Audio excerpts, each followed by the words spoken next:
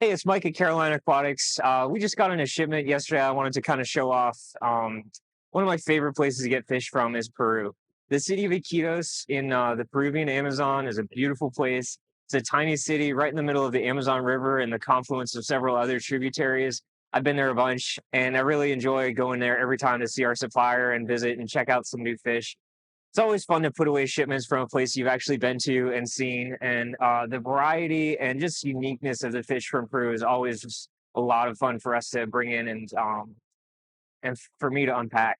So one of the highlights we got in yesterday is a first for me and a very new fish to the trade and hobby. It's called the king ancestris. We've seen a lot of different ancestris in here, but this one is from a new river, the Rio Pichis, and aside from that, not much else is known about them. They have a really high contrast pattern. They're just settling in. So, I mean, this should get even brighter with these really distinct black stripes that go down the whole length of the body. The first pictures I saw of these from a fisherman, they were huge. We got slightly smaller ones due to freight concerns, of course, but they do seem to get really big for an ancestris, hence the name. We're excited to offer these for the first time. They show typical ancestris traits, like the males have the really bushy nose and females don't. I'm imagining they'd be at least possible to breed, maybe easy to breed, like some ancestris. Certainly an interesting breeding project or a fish for a hobbyist who wants something completely new and unique. These are really, really beautiful fish that are settling in well, and I can't wait to see what they turn into. You notice the really distinct reticulated pattern on the head. And in the adults that I've seen, the bigger fish, these stripes on the horizontal stripes go all the way through the body and are really, really distinct against like a lighter background. Definitely an interesting fish and one that really shows up and looks beautiful as a larger specimen. One of the fish we always try to bring in from Peru when we can is the laser cories, orange and green laser cories. They're not described, generally considered to be a form of Corydorus aeneas or very similar, but these have unbelievably distinct coloration with that laser stripe, either orange or green, depending on the variety. And it's almost hard to imagine this fish actually exists in the wild. They're so unique and so colorful. Both types of laser quarries come from the Rio Ucayali and its tributaries in Peru. So they actually have to take a long journey just to get from where they're collected from to the exporter. And that's one of the reasons why their price is fairly high. It's a remote upper Amazonian tributary. It actually extends into high altitude, so water coming down from the Andes, cooler water typically, and very little else is really known from the habitat where these guys come from. For many years, the actual source of where they were coming from was kept secret because of the value of the fish and the remoteness. But they're really beautiful fish. General care is about the same as any other Corridoras. They look amazing in a shoal, and under good lighting, these things just glow. Another really cool fish that we're always happy to see from Iquitos is the green Mylius or neon green Mylius. These guys are in the silver dollar family, and they're super beautiful fish when they're little. Unfortunately, the color does fade a little bit when they get older, but they're still a really pretty fish with shades of pink and like an iridescent green hue. The juveniles are neon green, almost glowfish type green. So when you see those, it's a really distinct fish. And when I first encountered these on a visit to Peru years ago, I was blown away by what I saw. I was worked really hard to get those in as soon as I saw those in person. These guys are really hardy. Care is similar to like a red hook or a black bar silver dollar. They grow fast and eat a lot. They'll eat plants like crazy, but they're a great dither fish with medium-sized cichlids. These fish have always been something of a rarity in the trade. They're not collected in large numbers. It's very seasonal. And they come from the upper Rio Nanai, which is a bit of a journey to undertake to get to them. So it's always cool to see them come in. Never a lot at once, always a few pieces at a time. And I was really happy to see a nice, healthy, good looking batch of these in this week. We'll definitely keep trying to get more in the future as these guys do sell out pretty quick. Another fish I'm excited to share with you guys is a first import for us and maybe a first in the country.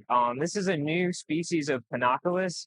That's a wood-eating pleco genus. It's the same genus that clown plecos are found in and many others.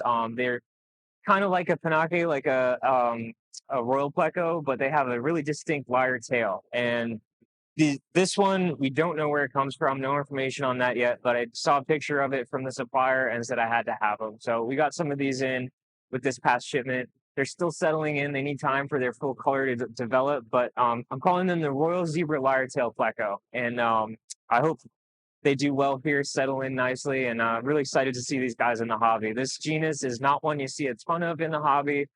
There's some really unique fish there, and for specialty keepers, and I've always been a huge fan of these guys.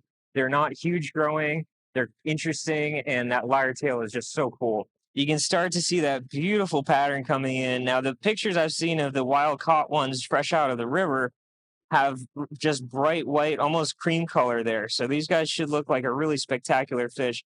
You get that beautiful pattern on the tail, of course, those long streamers that will get even longer. It's a really cool looking fish that I'm excited to see here for the first time. Just one of those awesome imports that you can't pass up when they get offered to you.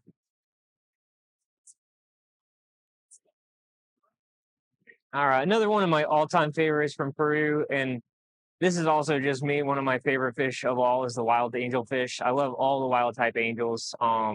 They're not maybe as flashy as some of the selectively bred sports that you see, but the original fish to me is always something special. These are what's known as the Peru Altum angel, spotted Altum angel. They're not an Altum angel. They are very much confused as one in the trade, though. So these are just Pterophyllum scalar, the classic angelfish. But there is a form of them from the Rio Nanay in Peru specifically. That's these guys that has a little bit more of a distinct hooked nose like a Alton angel, and also a taller body shape and spotting in them. So they're not an Altum. They often get called one. I want to kind of clarify the confusion about that because despite the name, they're just a very specific, unique locality of the regular common angelfish. And these guys, where was I going with that? Uh, these guys are fresh imports again, so they're just settling in. But as they get settled into a tank, specifically ones from the middle and upper Nanai have beautiful pink spots that'll show up throughout the body. They're really spectacular looking fish.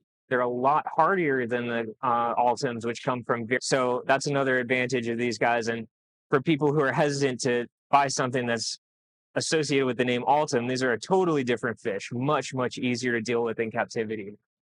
They get big. They're a little bit more aggressive than your tank raised angelfish.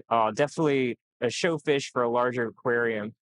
These are fish that there's a wide variety of coloration where the ones from the lower Nanai and the Amazon River area where that meets, they tend to not have any spots. Our supplier does a really good job of selecting out really high quality specimens with nice spots, great patterns, beautiful stripes, and great fins. So happy to offer these. They're a great, great fish at a great value. While they're not the holy grail Altum, they're a great substitute because they do a lot better in captivity without any special treatment.